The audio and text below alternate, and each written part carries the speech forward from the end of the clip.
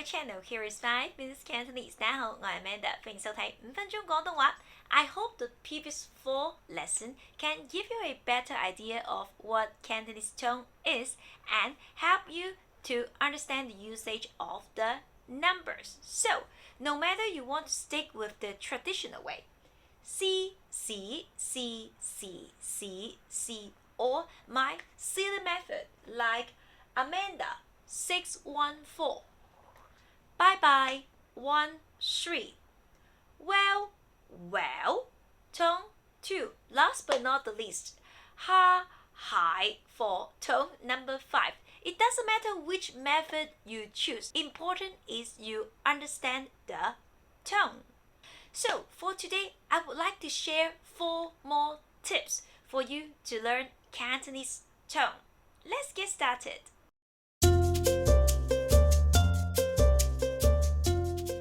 Number 1.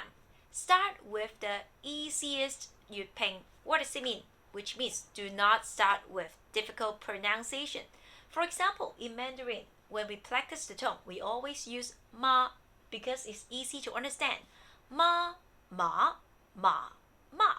For Cantonese, it's the same. We start with C because it's easy to understand. We will never start something like ngao.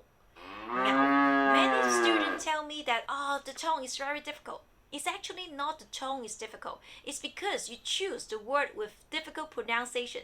If you can't get pronunciation right, how can you get the tone right? So, if you want to practice the tone, first choose the easy word. For example, fu, trousers, tone number 3. Like bye bye, fu, fu.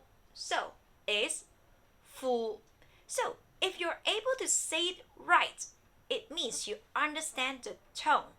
For absolute beginner, for example, you don't understand you ping very well. Like this, easy word, sun, which means new. However, you think sun, maybe this goes better with you. Just mark it here. Don't worry, you learn you ping step by step later. Doesn't matter. Important is you get the pronunciation right and then you get the tone right. You can even mark with your own language.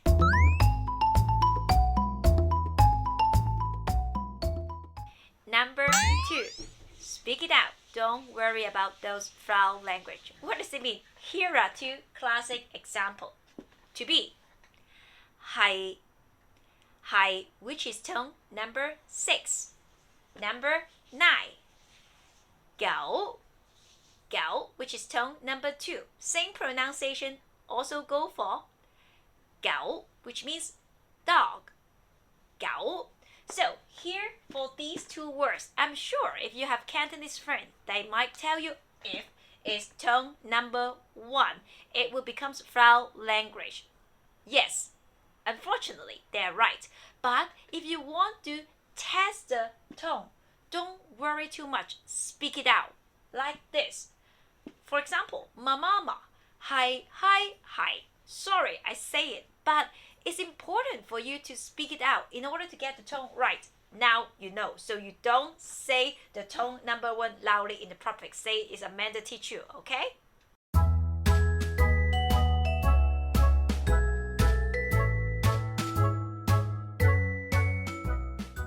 Number 3. Stop being a perfectionist, which means you don't need to obsess with 100% correct you ping and the tone. Always follow step by step, which means step 1, listen. Step 2, try to speak to imitate the sound and the tone. And you ping and the number. I'm not saying it's not important. It's the last step for you to check back and to memorize it by heart. Remember, in the last lesson, I told you, if you can't manage tone number 5, change to tone number 3. I want to show you the following example. 我曾經以為結婚係兩個人嘅事。 This is a very recent commercial from 奇華餅家. What did she say? 我曾經以為 I used to believe. But did you hear? She say 我 which is tone number 3. I would say, actually, it sounds perfect to us. I mean, sometimes even we Cantonese might change the tone slightly, naturally. Just try your best to speak naturally. No need to obsess with the yuping and the tone. Of course, they are important, but at the end of the day, to listen and to speak is more important.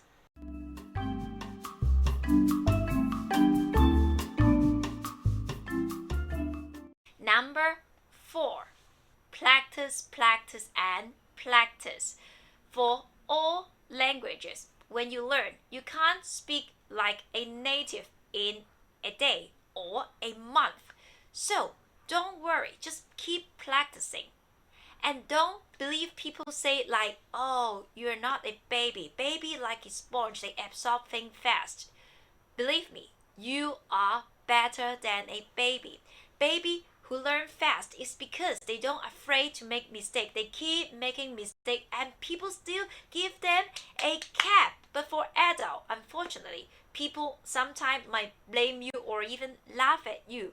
So no need to listen those negative comments. Of course, you need to accept feedback, but don't take those negative comments to heart.